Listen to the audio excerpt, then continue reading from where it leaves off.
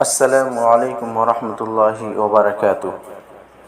ناظرین، امید کرتا ہوں کہ آپ سب بخیر و عافیت ہوں گے۔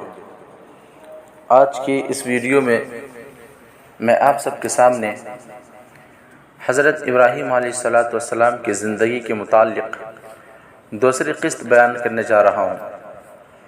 ویڈیو شروع کرنے سے پہلے آپ تمام احباب سے یہ درخواست ہے کہ ویڈیو اگر اچھی لگے تو لائک اور سبسکرائب ضرور کریں، نیز بیل آئیکن پر بھی کلک کر دیں تاکہ میری آنے والی تمام ویڈیوز آپ تک سب سے پہلے پہنچ سکے۔ حضرت ابراہیم علیہ السلام نے مرنے کے بعد زندہ ہونے کی بابت جب سمجھنا چاہا تو اللہ تعالیٰ نے پرندوں کی مثال کے ذریعے ان کو یہ راز سمجھایا، جیسا کہ اللہ تعالیٰ نے سورہ بقرہ میں بیان فرمایا ہے۔ اور اس وقت کا تذکرہ سنو جب ابراہیم نے کہا تھا کہ میرے پروردگار، مجھے دکھائیے کہ آپ مردوں کو کیسے زندہ کرتے ہیں۔ اللہ نے کہا، کیا تمہیں یقین نہیں ہے؟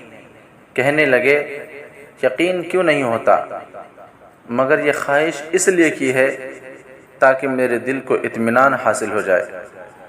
اللہ نے کہا، اچھا تو 4 پرندے لے لو اور انہیں اپنے سے مانوس کر لو، پھر ان کو ذبح کرو، ان کا ایک ایک حصہ ہر پہاڑی پر رکھ دو، پھر ان کو بلاؤ، وہ چاروں تمہارے پاس دوڑے چلے آئیں گے۔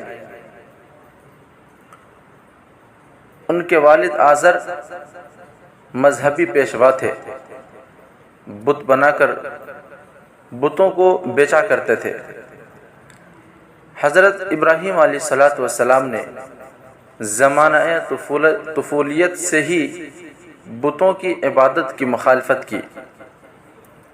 حضرت ابراہیم علیہ السلام کی کھل کر بتوں کی مخالفت کے بعد ان کو قتل کرنے اور گھر سے نکالنے کی دھمکی بھی دی گئی۔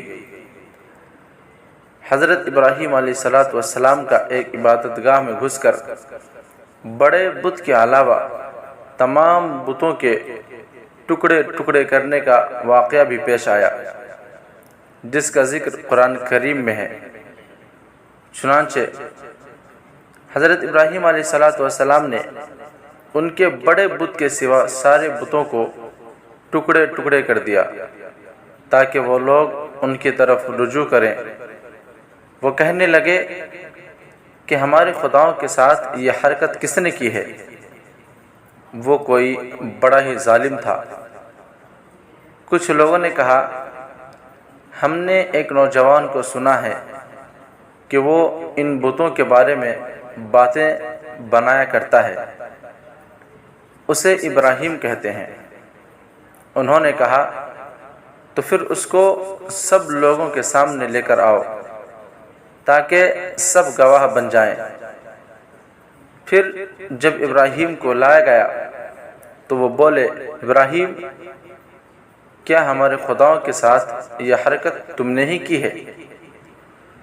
ابراہیم علیہ السلام نے کہا، نہیں، بلکہ یہ حرکت ان کے اس بڑے سردار نے کی ہے۔ اب انہی بتوں سے پوچھ لو اگر یہ بولتے ہوں۔ قرآن کریم میں مذکور ہے کہ وہ کوئی جشن کا دن تھا جس میں ساری قوم شہر چھوڑ کر کہیں جایا کرتی تھی۔ حضرت ابراہیم علیہ السلام نے ان کے ساتھ جانے سے معذرت چاہی، اور جب سارے لوگ چلے گئے تو بت خانے میں جا کر سارے بتوں کو توڑ ڈالا، صرف ایک بت کو چھوڑ دیا۔ بعض روایات سے معلوم ہوتا ہے کہ اپنی کلہاڑی بھی اس کی گردن میں لٹکا کر چھوڑ دی۔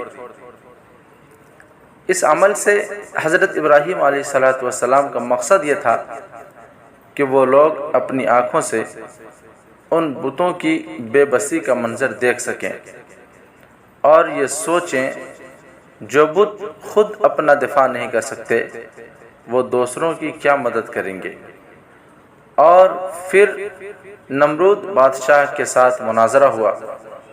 مناظرہ میں حضرت ابراہیم علیہ السلام کے منطقی جواب پر غور کرنے کے بجائے یہ شاہی فرمان جاری کیا گیا کہ اس کو جلا ڈالو اور اپنے معبودوں کی مدد کرو۔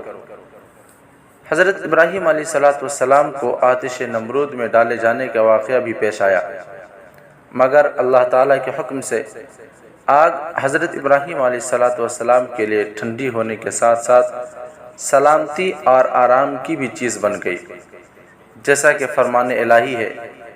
وہ ایک دوسرے سے کہنے لگے، آگ میں جلا ڈالو اس شخص کو اور اپنے خداؤں کی مدد کرو اگر تم میں کچھ کرنے کا دم خم ہے۔